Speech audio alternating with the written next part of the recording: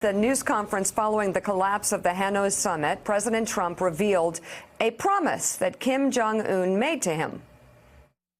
Kim promised me last night is regardless, he's not going to do testing of rockets and nuclear, not going to do testing. So, I trust him and I take him at his word. I hope that's true. But in the meantime, we'll be talking. Taking him at his word, he might be making an idiot of him. A new analysis of commercial satellite imagery taken on Saturday, 2 days after Trump's remarks, reveals that North Korea is pursuing the rapid rebuilding of a long-range rocket site. The site, North Korea's only operational space launch facility, has been used in the past for satellite launches, which use similar technology to what is needed for intercontinental ballistic missiles. Researchers add that the recent activity at the site, including the rebuilding of a rocket engine test stand, is consistent with preparations for another test and indicates that North Korea's nuclear ballistic missile capability may have passed the developmental stage. North Korea began to disassemble parts of the site last summer, but never finished. It's believed to be the same facility Kim told Trump he would shutter following the Singapore summit. Joining us now is the reporter who broke this story for NBC, national security and military reporter for NBC News, Courtney Kube. Courtney, the president said that he took him at his word and everything was going to be stopped. What happened? So, what's critical to remember here, this is a satellite launching facility, but remember that uses the same basic technology as what North Korea could use for a 3-stage intercontinental ballistic missile, one that would be capable of hitting the United States. So President Trump, throughout this whole diplomatic push that's gone on for just about a year, a little over a year now with North Korea, the consistent talking point has been North Korea is not testing missiles. They're not testing a nuke anymore. They've agreed that they're not going to test.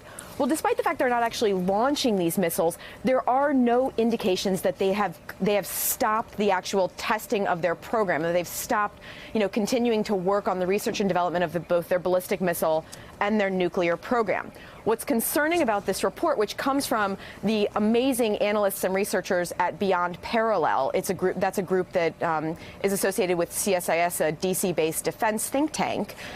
What they're saying here is that while this facility seemed to have been lying dormant for several months, after the Hanoi summit last week, there now seems to be some new activity. And while it may not necessarily show that there's a test that's imminent, it shows that they are working in a direction, they are moving in a direction that could mean they are preparing, to begin testing again. So, Courtney, is this the facility that after the last summit in June, the first summit between the two men in Singapore, is this the one that President Trump claimed he got Kim Jong-un to close? I think his quote was, I asked him to close it up. He said, I'll close it up. Is this that same facility that Trump says Kim promised that would be shuttered? No. So they're actually, this is one of the problems that came out of the Singapore summit. Or at the time, remember, we kept talking about how there weren't a lot of specifics, that the declaration that the two leaders signed was sort of, vague. What we saw after that summit in June, though, was North Korea did close some facilities, or they shuttered some of the things that they were doing at this facility. This is based on the west coast of North Korea, and this is where they were claiming that they were launching satellites into space. Since that time, there has been some talk of maybe some low-level activity, maybe vehicles driving around and whatnot, but there hadn't been anything really definitive until these photos that were just taken on March 2nd. So within about 48 hours of the Hanoi summit breaking down, these photos, this commercial satellite imagery, came forward, which shows what appears to be very clear indications that there's now activity at the site again, including things that could be consistent with, what we used to see North Korea doing prior to a missile test. Jeremy, off of Courtney's reporting there, the president used the magic words. We just heard them a few moments ago, speaking about Kim. He said, I trust him. And yet, is there within the intelligence community the realization that the one development from both meetings the president has had with Kim is that it's been an extraordinary success for Kim in the sense that it has elevated him on the international stage, and we got nothing? Well, and I think, Mike, it's fair to say that our intelligence community professionals predicted that we would get nothing. If you'll recall, Dan Coats testified in open session before the Senate Intelligence Committee that North Korea likely would not give up its WMD programs. And, of course, that's what led the president to say that the intelligence chiefs were naive and stupid, and basically he disagreed with their analysis. And, of course, their analysis was dead on. The president walked into the summit in Hanoi, and the North Koreans said, we're not closing down facilities. We're not giving up our enrichment, our plutonium production, our launch facilities. We're not going to do all the things that we said we might do. And President Trump had nowhere to go, so he had to leave. And, of course, we're praising him for walking away from a horrible deal. That's kind of the minimum thing we would expect our president to do. But, in fact, the entire thing was foretold and foresaw by our intelligence chiefs. If only our president had listened. Courtney, one of the things I would be interested in asking about is what would happen if they were to start retesting? Because one of the upsides of the whole process of negotiation that we've had for the past year has been that there hasn't been testing. It's something that the Japanese have been thrilled about, right? They were the ones that were feeling these rockets coming across, and there hasn't really been testing since the Singapore summit, and it has been an achievement of the White House to get this absence of testing. Do you think from the intelligence that we're getting from Parallel, from these photographs, that the North Koreans are moving in the direction of testing? Do we know that from these photographs? And what happens if the North Koreans do resume testing? So it's not definitive enough to say that these photos are proof that they're going to begin testing again.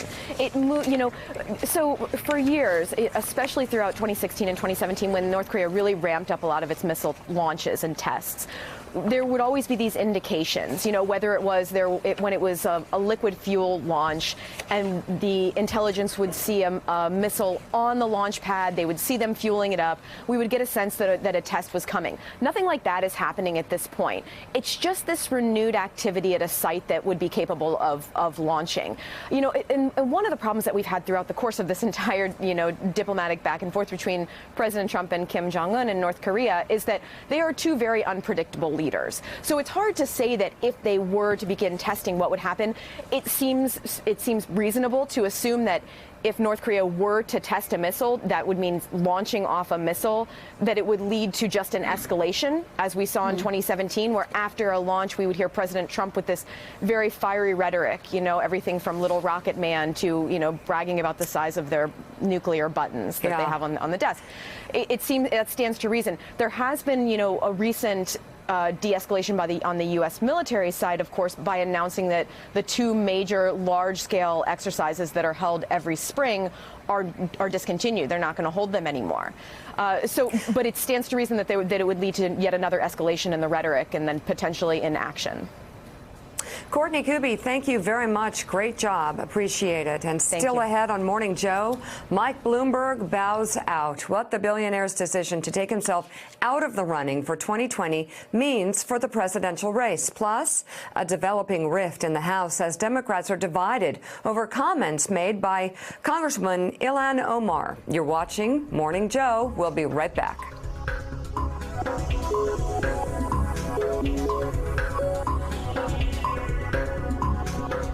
Thanks for checking out MSNBC on YouTube, and make sure you subscribe to stay up to date on the day's biggest stories. And you can click on any of the videos around us to watch more from Morning Joe and MSNBC. Thanks so much for watching.